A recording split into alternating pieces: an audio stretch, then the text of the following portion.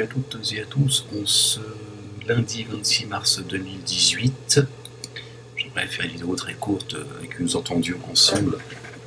Pardon. Rachid Daïfa, excusez-moi parce que en même temps j'ouvre le Coran. Je sais plus quelle page en fait. Je suis trop bête en fait. Attendez, je vais vérifier quelque chose. I'm sorry. Je vais vérifier quelque chose quand même.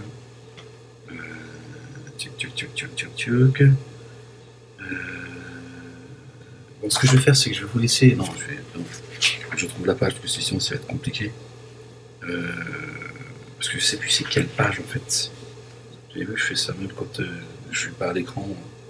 Je fais tout à l'envers en fait. Ça n'a pas de sens. Donc voilà, c'est j'ai trouvé, c'est 35-22. D'accord?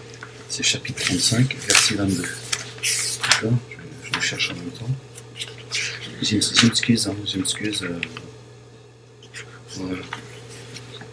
On va écouter notre ami Rachid Abou Daïfa qui parle des morts qui sont dans leur tombe. On va l'écouter ensemble et ensuite, si vous le voulez bien, je lui répondrai. Hein, à lui et à ses savants de merde. C'est parti. Bismillah. Alayhi wa sallam, après la victoire de Badr, eh bien le prophète sallallahu alayhi wa sallam est reparti à Badr et il a rencontré ici des personnes qui étaient décédées. D'accord, lors de la bataille, il y a eu des pertes du côté des musulmans, du côté des Quraysh, des Qurayshis, des Mekwa. Et le prophète sallallahu alayhi wa sallam, comme il le relaté dans Sahih al-Bukhari, s'est adressé aux morts. Et il leur a dit alayhi salatu wa salam, dans le sens, si vous aviez obéi à Allah tabaraka wa ta'ala, eh bien vous auriez été réjouis. Et il dit, nous on a trouvé ce que Allah tabaraka wa ta'ala nous a promis.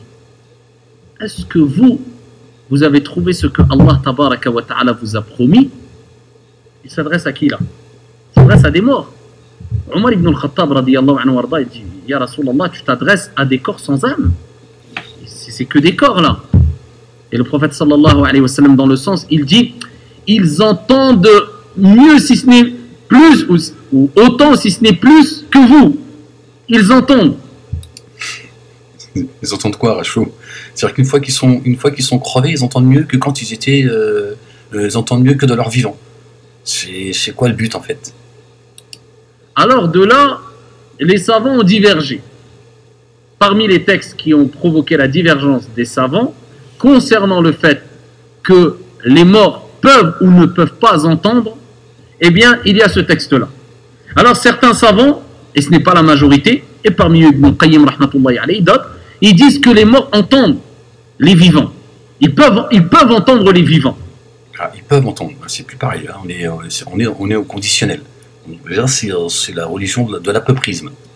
Ils ont utilisé ce texte-là, et ils ont utilisé d'autres... Quel texte? Texte, comme dans le hadith rapporté par Al-Bukhari ou Muslim fi Sahihain, où le prophète sallallahu alayhi wa sallam a dit que les morts, quand ils sont enterrés, après l'enterrement, eh bien, ils entendent le bruit des souliers des personnes qui rebroussent chemin. Quand on a fini d'enterrer le mort, quand les personnes partent, eh bien, les personnes enterrées entendent le bruit des souliers, des chaussures ou des pas des personnes qui rebroussent chemin. Ils ont dit ça, c'est une deuxième preuve. Parmi les preuves aussi, il y a le hadith où le prophète sallallahu alayhi wa sallam fait sahih a recommandé de passer le salam quand on visite un mort. Ou quand on va dans un cimetière musulman, on dit assalamu alaykum. Il a akhiri, etc. Il y a une dua spécifique pour les morts. Donc on dit que la paix soit sur vous.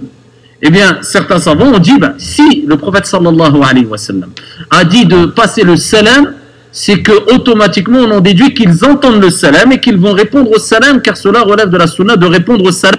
Et où le châtiment de la tombe? C'est fini tout ça? C'est fini? Elle est finie la blague du châtiment de la tombe? Parce qu'à mon avis, si le châtiment de la tombe, je suis pas sûr qu'ils aient le temps de, tu vois, qu'ils aient l'envie, l'humeur de répondre au salut. Et de manière générale, raddu salam wajib. Le fait de passer le salam, c'est une sunna recommandée, mais répondre au salam, c'est obligatoire. Donc ils disent, et d'autres textes, ils utilisent cela pour dire que les morts peuvent entendre les vivants, et de plus, alors dans certaines situations, comme par exemple quand tu visites un cimetière ou une tombe, le mort peut t'entendre,